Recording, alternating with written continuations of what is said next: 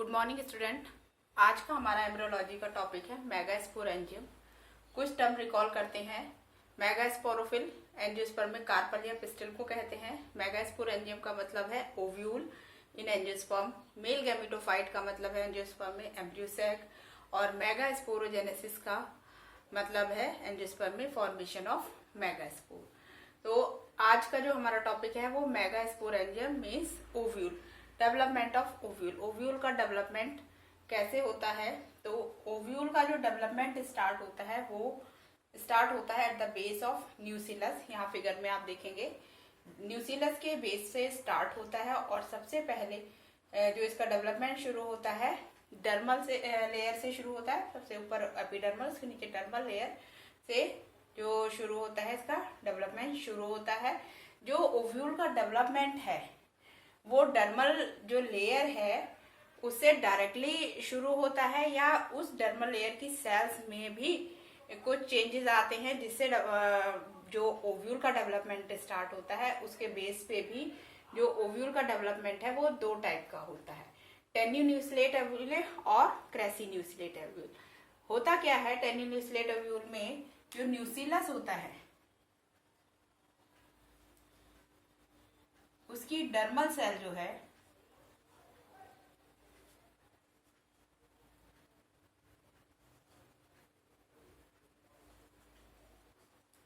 Directly convert होती है आर्चिस्पोरियल cell. आर्चिस्पोरियल cell कुछ एनलार्ज हो जाती है बाकी और डर्मल सेल से और कन्वर्ट हो जाती है आर्चिस्पोरियल सेल में। और ये आर्चिस्पोरियल सेल अगर डायरेक्टली स्पोरोजीनस सेल्स में कन्वर्ट होती है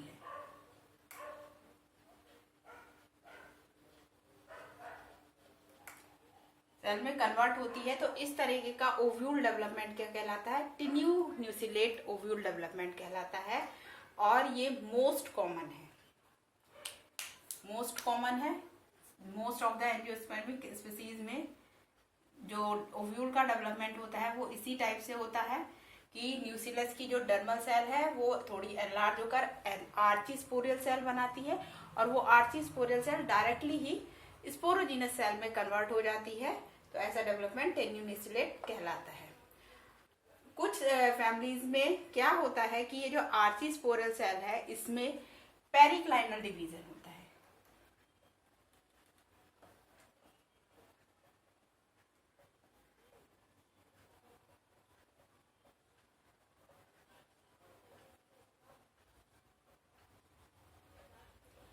पेरिक्लाइनल डिवीजन होता है और आउटर पैराइटल सेल बनती है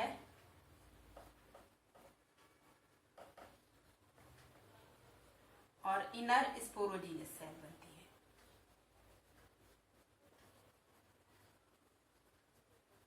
और ये स्पोरोजीनस सेल फिर बाद में ओव्यूल का डेवलपमेंट करती है। तो इस तरह से जो डेवलपमेंट होता है सब हाइपोडर्मल जो डेवलपमेंट होता है वो क्या कहलाता है? Crassinucellate. Hypodermal development tenuinucellate most common angiosperm में होता है। सम एंजियोस्पर्मिक प्लांट में सब हाइपोडर्मल होता है। वो कैसे होता है? न्यूसिलस की जो डर्मल की सेल्स है वो एनलार्ज होती हैं साइज में, यहाँ पर एनलार्ज, और आर्चिस्पोरियल सेल्स में कन्वर्ट होती है। ये आर्चिस्पोरियल सेल पेरिक्लाइनली डिवाइड होती है, आउटर पैराइटल सेल बनाती है और इनर स्पोरोजीनस सेल बनाती है। और ये इनर स्पोरोजीनस सेल बाद में ओव्यूल को फॉर्म करती है और इस तरीके का ओव्यूल डेवलपमेंट क्रेसीन्यूसिलेट कहलाता है। अब डेवलपमेंट होता कैसे है?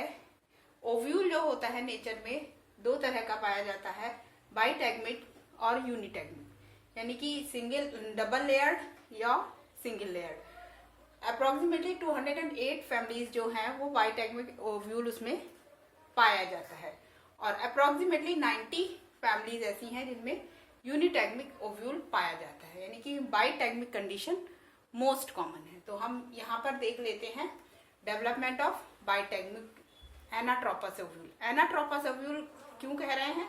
क्योंकि जो नेचर में डिफरेंट टाइप के ओव्यूल पाए जाते हैं। एक बार हम डिफरेंट टाइप के ओव्यूल जो कि नेचर में पाए जाते हैं उनको देख लेते हैं।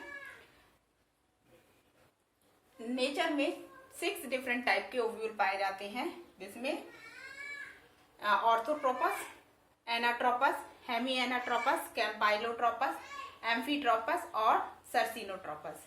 जो ऑर्थोट्रोपस है, यहाँ ओव्यूल का स्ट्रक्चर आपने प्रीवियस क्लासेस में पढ़ा है। जो अनइंटेगुमेंटेड रीजन होता है वो कहलाता है माइक्रोपाइल। फिर इसके अपोजिट रीजन चैलाजा, और जहां से ये फ्यूनिकल से जुड़ा, फ्यूनिकल वाली जो एंड है, जो जहां से जो ओव्यूल है बाद में प्लेसेंटा से जुड़ा होता है, वो फ्यूनिकल। अगर माइक्रोपाइल, चैलाजा और फ्यूनिकल एक ही लाइन में है तो ऐसे ओव्यूल को हम कहते हैं ऑर्थोट्रोपस ओव्यूल। अगर माइक्रोपाइल जो है चैलाजा फ्यूनिकल ग्रो करती है और माइक्रोपाइल जो है ओव्यूल इन्वर्ट होकर माइक्रोपाइल फ्यूनिकल के पास आ जाता है, तो ऐसा ओव्यूल एनाट्रोपस ओव्यूल कहलाता है। ऐसा ओव्यूल जिसमें जो चैलाजा और माइक्रोपाइल एक दूसरे से 90 डिग्री का एंगल बनाते हैं। चैलाजा, माइक्रोपाइल और फ्यूनिकल, माइक्रोपाइल या फ्यूनिकल में, चैलाजा या फ्यूनिकल में 90 डिग्री का एंगल बनता है, तो ऐसा जो ओव्यूल होता है वो कहलाता है हेमी एनाट्रोपस। कैम्पाइलोट्रोपस हेमी एनाट्रोपस के ही जैसा है, लेकिन इसमें जो चैलाजल रीजन है वो स्लाइटली कर्व्ड होता है। इसके बाद जो नेचर में ओव्यूल पाया जाता है वो कहलाता है एम्फीट्रोपस। एम्फीट्रोपस में जो एम्फीट्रोपस हेमी एनाट्रोपस के ही जैसा है, लेकिन इसमें जो एम्ब्रियो सैक है वो कर्व्ड होता है। इसे एक और नाम से जानते हैं जिसे हम कहते हैं horse shoe shape. Horse shoe shape ovule भी एम्फीट्रोपस ही ओव्यूल है। सर्सिनोट्रोपस में जो फ्यूनिकल है वो जो है बहुत ज्यादा इलोंगेट होती है, जिससे कि जो ओव्यूल है, जैसे कि ऑर्थोट्रोपस ओव्यूल की पोजीशन से अगर सर्सिनोट्रोपस की देखी जाए तो वो 360 टर्न हो जाता है।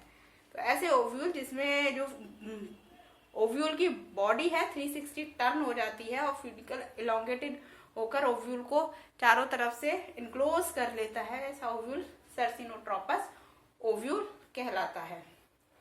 नेचर में 20 ऐसी फैमिली है जिसमें ऑर्थोट्रोपस ओव्यूल पाया जाता है। 204 ऐसी फैमिली है अप्रोक्सीमेटली जिनमें एनाट्रोपस ओव्यूल पाया जाता है। 13 ऐसी फैमिली है जिनमें हेमी एनाट्रोपस ओव्यूल पाया जाता है। 4 फैमिली ऐसी है जिनमें कैम्पाइलोट्रोपस ओव्यूल पाया जाता है।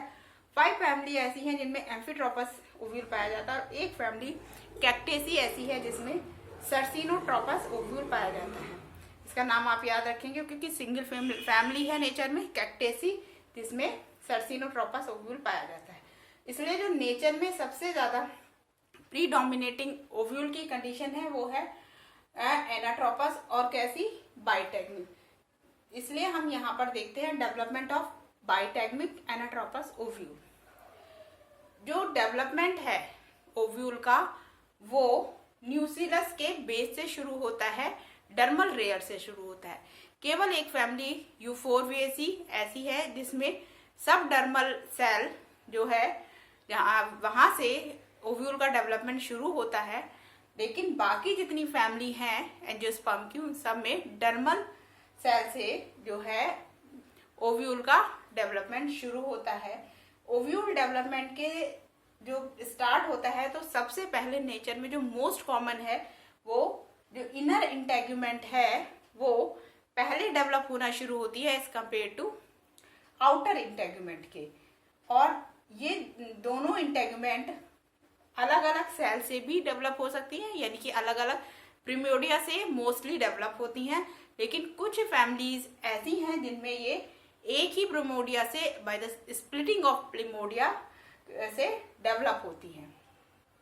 तो कितनी बातें याद रखेंगे, ये जो ओव्यूल का डेवलपमेंट है वो न्यूसिलस के बेस से स्टार्ट होता है, मोस्टली डर्मल सेल से होता है। केवल एक फैमिली यूफोरबिएसी ऐसी है जिसमें हाइपोडर्मल सेल से स्टार्ट होता है।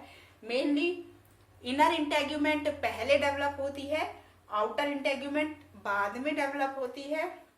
दोनों इंटेगुमेंट मोस्टली अलग अलग प्रिमोडियल सेल से डेवलप होती हैं, लेकिन कभी कभी एक ही प्रिमोर्डियल सेल में स्प्लिटिंग होने से भी, एक ही प्रिमोर्डियल सेल से भी ये दोनों इंटेगुमेंट डेवलप होती हैं।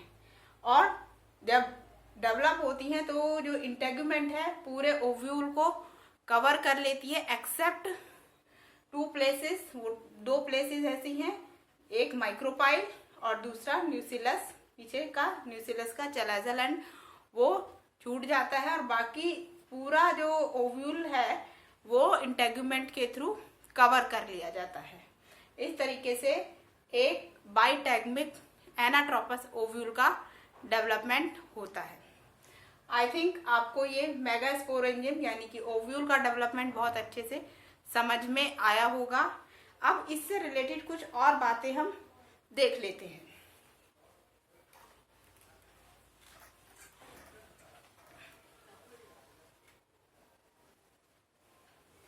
बाइटैगमिक ओव्यूल के डेवलप हो जाने के बाद इसमें मेगास्पोरोजेनेसिस प्रोसेस होती है जो हम आगे पढ़ेंगे।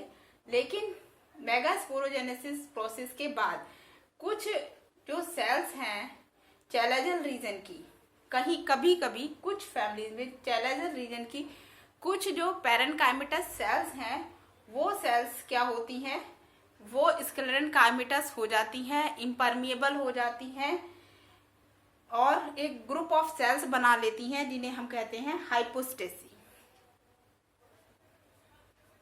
तो हाइपोस्टेसी पढ़ेंगे, ये क्या है, सम impermeable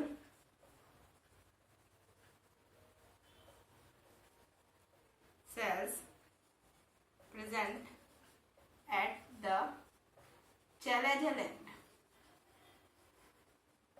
चैलेजल एंड पर पाई जाती हैं हाइपोस्टेसी सेल्स, इम्परमेबल होती हैं और इनका जो कुछ ही फैमिलीज में पाई जाती है। इनका जो बेसिक इम्पोर्टेंस है ये है कि ये ग्रो करते हुए एम्ब्रियो को अंदर, एम्ब्रियो सैक को अंदर फ्यूनिकल में धंसने से बचाती है।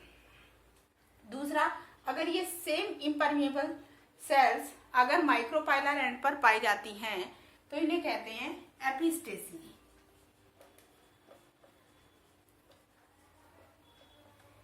एपिस्टेसी सेल्स हाइपोस्टेसी सेल के ही जैसी हैं और सेम फंक्शन करती हैं कि ग्रो करते हुए एम्ब्रियो को माइक्रोपाइल से के आगे दूसरे टिश्यू में धंसने से, इन्वेजिनेट होने से रोकती हैं एपिस्टेसी सेल। और यहाँ पर जो डेवलपिंग एम्ब्रियो को ऊपर दूसरे टिश्यू में इन्वेजिनेट होने से रोकती हैं हाइपोस्टेशियल सेल। ये थिक होती हैं और इम्परमिएबल होती हैं। इसी के साथ एक और स्पेसिफिक सेल्स कभी कभी बन जाती हैं कुछ फैमिलीज में, कहलाती हैं एंडोथीलियल लेयर या एंडोथीलियल सेल्स। इसको भी देख लेते हैं।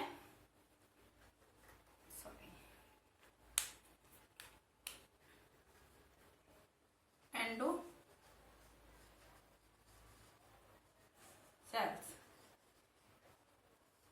मोस्ट ऑफ द फैमिलीज में जो न्यूसिलस है वो धीरे धीरे न्यूट्रिशन देता है डेवलपिंग एम्ब्रियो को। तो ये न्यूसिलस एक न्यूट्रिटिव टिश्यू होता है जो कि एम्ब्रियो को चारों तरफ से एम्ब्रियो सैक को सराउंड करके रखता है और डेवलपिंग एम्ब्रियो को न्यूट्रिशन देने का काम करता है। लेकिन कुछ फैमिलीज में ये जो न्यूसिलस है वो बहुत अर्ली डेवलपिंग एम्ब्रियो की स्टेज में ही खत्म हो जाता है और उसकी जगह पर जो इंटेगुमेंट हो जाती हैं वो न्यूट्रिटिव थिक हो जाती हैं। तो ऐसी इंटेगुमेंट जो कि न्यूट्रिटिव होती हैं, ऐसी इंटेगुमेंट को एंडोथीलियम कहते हैं। ये फिर डेवलपिंग एम्ब्रियो को न्यूसिलस की जगह पर न्यूट्रिशन प्रोवाइड करने का काम करती हैं। आज हमने देखा मेगास्पोरेंजियम, उसका डेवलपमेंट, डिफरेंट टाइप के मेगास्पोर आज हमने देखा मेगास्पोरेंजियम, उसका डेवलपमेंट, डिफरेंट टाइप के मेगास्पोरेंजियम नेचर में पाए जाते हैं और कितने टाइप का मेगास्पोरेंजियम होता है और डिफरेंट स्पेसिफिक सेल्स जो रिलेटेड हैं मेगास्पोरेंजियम से। आई थिंक आपको समझ में आया होगा। अगर फिर भी आपको इससे रिलेटेड कोई भी दिक्कत है तो आप मुझे नीचे कमेंट में बता सकते हैं। Thank you very much.